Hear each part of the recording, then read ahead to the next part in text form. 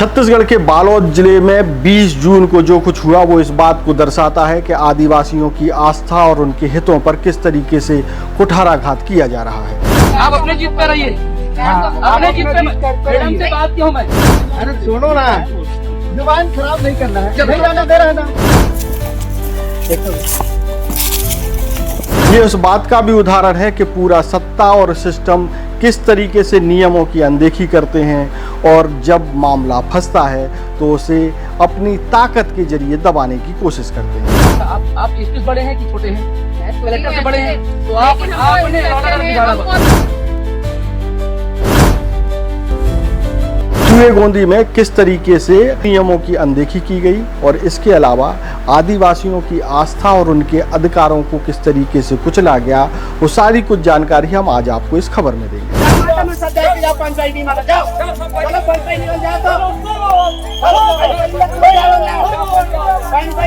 साथ ही ये बताएंगे कि सिस्टम कैसे काम करता है, सिस्टम जनता के लिए काम करता है या रसूखदारों के लिए काम करता है।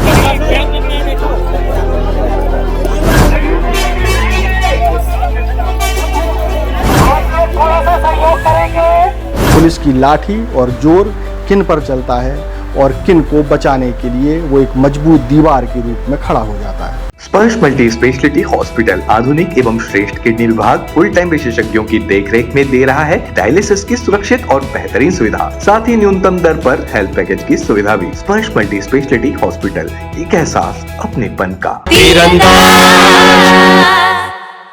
नमस्कार, मैं हूं मयंक चतुर्वेदी और आप तीरंदाज देख रहे हैं।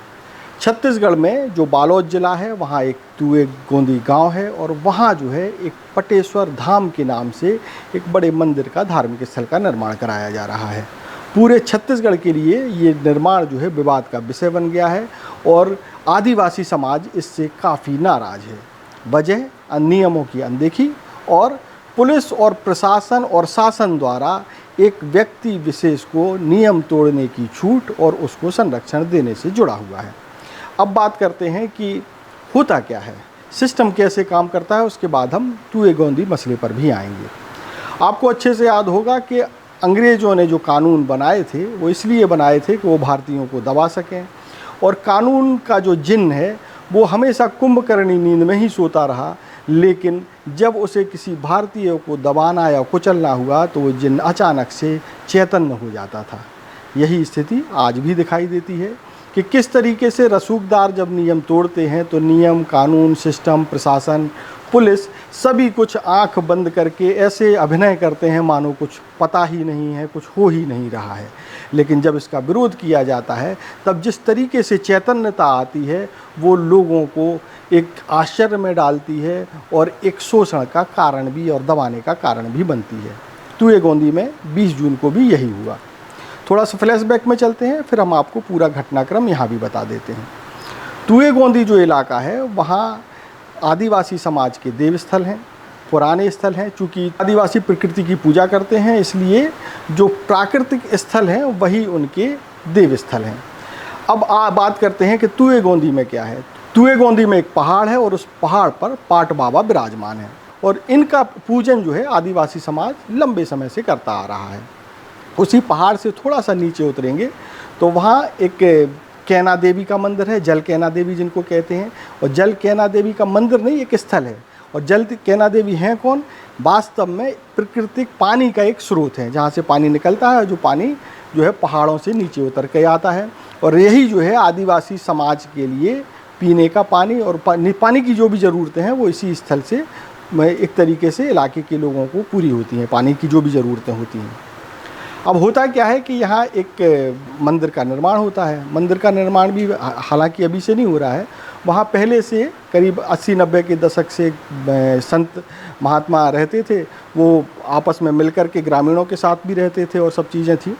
लेकिन अचानक से जो है नए बाबा आते हैं, उन्हीं के शिष्य हैं और विवाद वहाँ से शुरू हो जाता है। विवाद शुरू होता है और आरोप ये लगता है कि जो मौजूदा बाबा हैं वो कौशल्या धाम का निर्माण कर रहे हैं और इस निर्माण के दौरान नियमों की बेहद और अंधाधुंध तरीके से अनदेखी की जा रही है।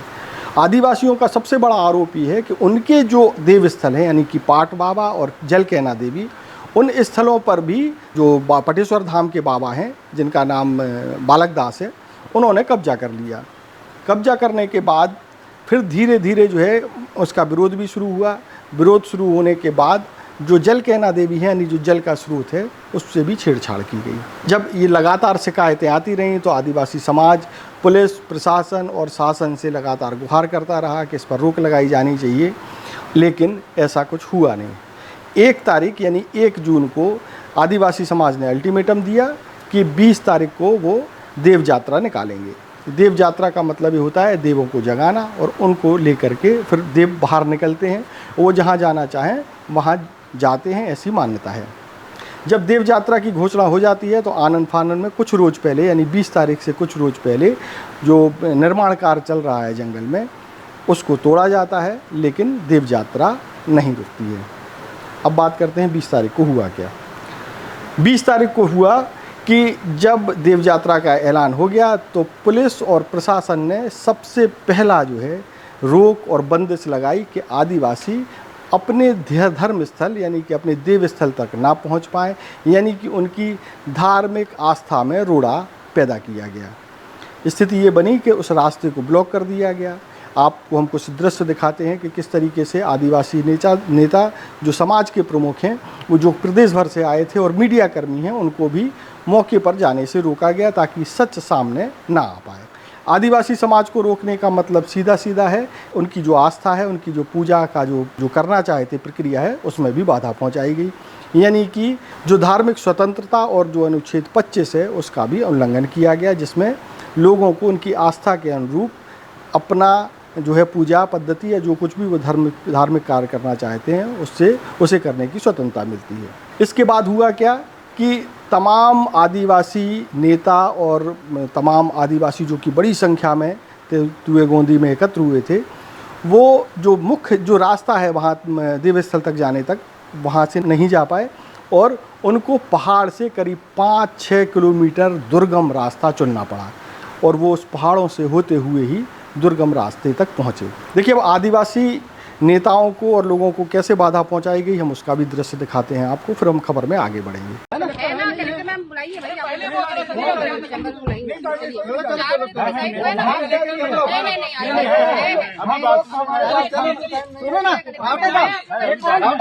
आप लोगों का इंतजार कर रही है। अरे सुनो ना, जुबान खराब नहीं करना है, नहीं जाने दे रहा है ना, नहीं करना है, बैठने करना। ये समाज को जानते नहीं, चलो इंतजार कर रही है मैडम, अभी एसपी साहब से बात है, आप किसका सुनते हैं? कलेक्टर से मिलना ही नहीं है, किसका सुनते हैं बताइए, मैं सुनूंगा। जो मैडम से बात करके आ रहा हूँ, मैं बताऊँ सबूत, पूछ रही मैडम बात। आप अपने जीत पे रहिए, अपने जीत पे। मैडम से बात क्यों? मैं सुनिए ना, आप एक मीटिंग कर लेते हैं, उसके बाद देखिए मैडम, मैं प्रशासन की बात को मानता हूँ, लेकिन मैं आपके अंडर नहीं। एक लाइन सुन लीजिए। ठीक है, लेकिन आप प्रशासन की बात कहाँ मान रहे हैं? आप तो मान ही नहीं रहे। अच्छा, आप एसपी बड़े हैं कि छोटे हैं? कलेक्टर से बड़े हैं, तो आपने हमको अभी किसी ने नहीं कहा है। नहीं कहा? आप पूछ लो, मोदी जी कहा, पूछ लो ना आपने। 4 बजे नहीं, मोदी जी कहा बुलाओ भाई, यहाँ से मोदी जी अलाउ नहीं है। आप एक मिनट, आपकी बात मेरे को मालूम है महोदय क्या बोलेगा, लेकिन आप सुनिए, मैं केवल ये बोलना चाह रही हूँ। सुनिए, मैं आपसे बात नहीं करूँगा। एसपी साहब ने बोला था बंदा है ना, आए दोस्तों ना, अंदर आने और यहाँ पे रहने में अंतर है।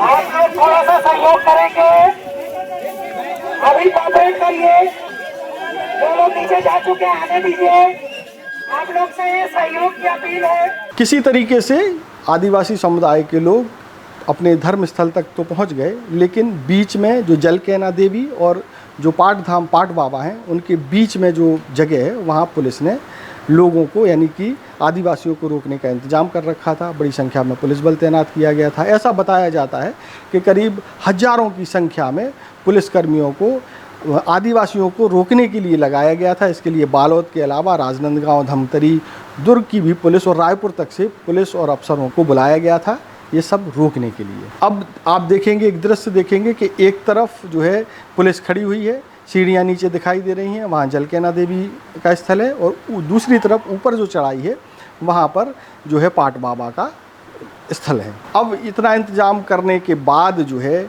जब पुलिस उन्हें रोकती है तो एक विवाद की स्थिति पैदा होती है। जब ऊपर यानी कि पाट बाबा के स्थल से पूजा करके लोग जलकेना माता की देवी के पास जाना चाहते हैं तो वहाँ पुलिस रोकने की कोशिश करती है, विवाद होता है, झूमा झटकी होती है, लेकिन वहाँ आखिरकार आदिवासी समाज के लोग तमाम बाधाओं को पार करने के बाद वहाँ पहुँच जाते हैं, पूजा करते हैं। एक विवाद ये भी है कि आदिवासी समुदाय में जीव पूजा का एक परंपरा है, जीव पूजा यानी कि बलि की पूजा, जिसका जो है बाकी लोग विरोध करते रहे हैं। अब हम आपको पूजा स्थल के बाद जो पाट बाबा से देव निकलते हैं वहाँ से और जो जलकेना देवी तक का जो प्रकरण है वो हम आपको दिखा देते हैं। उसके बाद हम आपको ये बताएंगे कि आदिवासियों के किन किन अधिकारों का उल्लंघन किया गया या उनके अधिकारों को छीना गया। दूसरा ये बताएंगे कि जो निर्माण कार्य वहाँ हो रहा है पटेश्वर धाम के नाम से, वहाँ उस मामले में किन किन नियमों की अनदेखी की गई या उनको जो है दरकिनार किया गया और प्रशासन चुप बैठा रहा। तो जैसा कि बताया गया था कि पुलिस का भारी बल तैनात है और आदिवासी समुदाय भी जो है बड़ी संख्या में एकत्र हुआ है। पूरे प्रदेश भर से, छत्तीसगढ़ के अलावा मध्य प्रदेश में रहने वाले आदिवासी समुदाय के लोग भी यहाँ पहुँचे हुए हैं। आप देख रहे हैं कि जो पाट देवी जी हैं वहाँ पूजा अर्चना चल रही है और वहाँ पूजा अर्चना और जीव पूजा के बाद जो है देवों का निकलना होगा। बताया जाता है कि ऐसी मान्यता है कि देव जो हैं अपने आप चलते हैं, उनको जहाँ जाना होता है। हालांकि उनको जो आदिवासी समुदाय के जो बैगा लोग हैं और बाकी जो पूजा अर्चना करने वाले लोग हैं वो उनको कंधों पर लेकर के चलते हैं, लेकिन मान्यता ये है कि जो है देव लोगों को वहाँ ले जाते हैं जहाँ उनको जाना होता है, ना कि जिनके कंधों पर देव विराजमान होते हैं, बैठते हैं, वो उनको कहीं नहीं ले जाते। तो अब जो है देव निकलने वाले हैं और पुलिस का पूरा जोर इस बात पर है कि जलकेना देवी तक लोग ना पहुंच पाए, क्योंकि वहां भी जीव पूजा यानी कि बलि हो सकती है। अब आप देखिए कि निकल रहे हैं, देव निकल रहे हैं और बड़ी गहमा गहमी का माहौल है। आप देखिए कि किस तरीके से देव जो है आगे की ओर बढ़ रहे हैं। मंदिर से जो स्थल है अपना उससे नीचे सीढ़ियों की तरफ जा रहे हैं बड़ी तेजी से, और भीड़ भी जो है देव पूजा का आदिवासी समाज के लोग भी उनके पीछे पीछे जा रहे हैं। हालांकि पुलिस ने बीच में इनको रोक दिया है, गहमा गहमी का माहौल है और बहसबाजी भी हो रही है। पुलिस उनको रोकना चाह रही है। पुलिस का ये भी कहना है कि कुछ लोग जाकर के अपनी परंपरा का निर्वहन कर लें, लेकिन आदिवासी समाज के लोग जो है और बड़ी संख्या में वहाँ जाना चाहते हैं। इसको लेकर के धक्का मुक्की जैसी स्थिति भी बन रही है। अब देखिए कि जो पुलिस ने जो रोकने की कोशिश की थी वो नाकाम हो गई है। लोग आगे बढ़ गए हैं, यानी कि देवता आगे बढ़ चुके हैं और उसी तरफ बढ़ रहे हैं जहाँ जलकेना देवी का जो स्थान है वहाँ जा रहे हैं, यानी कि जल का जो स्रोत है वहाँ पहुँच रहे हैं। यहाँ भी अब जो है प्रक्रियाएं हो रही हैं, लेकिन इस दौरान बड़ी गहमागहमी बनी हुई है, वो हल्ला हो रहा है और पुलिस और आदिवासी समाज के बीच बड़ा तनाव का माहौल है। आदिवासी समाज के लोग जो है जलकेना देवी के स्थल पर पहुंच गए हैं, वहाँ पूजा अर्चनाओं का कार्यक्रम चल रहा है। गहमागहमी भी बनी हुई है, लोगों को वीडियो बनाने से भी रोका जा रहा है, उसको लेकर के भी वो हल्ला हो रहा है और स्थिति बहुत ही तनावपूर्ण बनी हुई है। हम आपको वो स्थल भी दिखाएंगे जहाँ जलकेना देवी का जो जल स्रोत बताया जाता है वो किस स्थिति में है। आरोप है कि वहाँ भी निर्माण करके जो है उसको विकृत किया गया है। ये आरोप भी जो है पटेश्वर धाम के बालक दास महाराज के ऊपर लगाया है आदिवासी समाज ने। अब बात करते हैं कि इस पूरे घटनाक्रम में किन किन नियमों की अनदेखी की गई।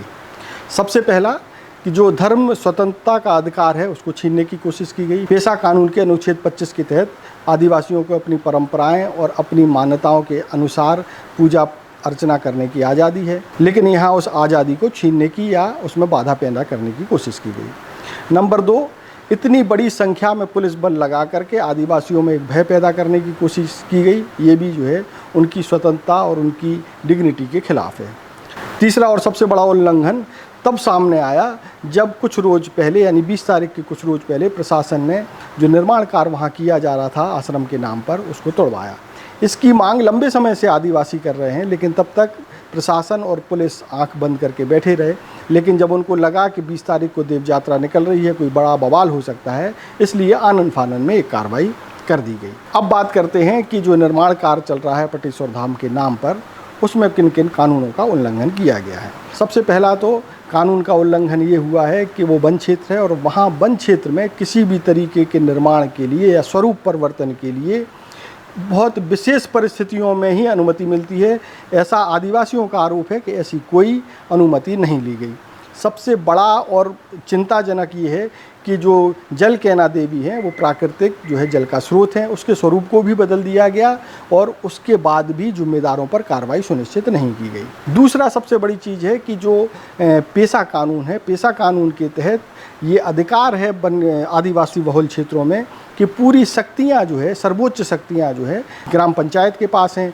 कोई भी निर्माण करने से पहले या कोई भी काम करने से पहले ग्राम पंचायत की अनुमति जरूरी है। आदिवासियों का आरोप है कि ऐसी कोई भी अनुमति निर्माण की उनसे नहीं ली गई, यानी कि ये भी बहुत बड़ा कानून का उल्लंघन है। लेकिन पुलिस और प्रशासन और शासन इन पर आंखें बंद किए हुए हैं और लगातार निर्माण जारी है। तीसरा और सबसे गंभीर उल्लंघन ये भी है कि आदिवासियों के जो धार्मिक स्थल हैं उनको ठेस पहुंचाई गई, उनको क्षति पहुंचाने की कोशिश की गई, उनके स्वरूप को बदलने की कोशिश की गई।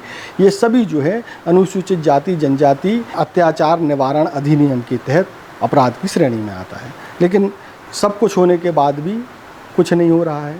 एक अपराध जो है पटेश्वर धाम के बाबा बालक दास के नाम से भी एक नामजद रिपोर्ट दर्ज है, जैसा कि आदिवासी समुदाय के नेताओं ने बताया, उनके समाज के प्रमुखों ने बताया। बावजूद इसके कोई एक्शन उन लोगों के खिलाफ होता दिखाई नहीं दे रहा है जो इस पूरी समस्या की जड़ हैं। लगातार नियमों की अनदेखी कर रहे हैं, नियमों को तोड़ रहे हैं और सबसे गंभीर बात यह है कि उनका संरक्षण पुलिस और प्रशासन और शासन बहुत ही शातिर तरीके से कर रहा है, ठीक वैसे ही जैसे अंग्रेज भारतीयों का दमन करने के लिए करते आए हैं।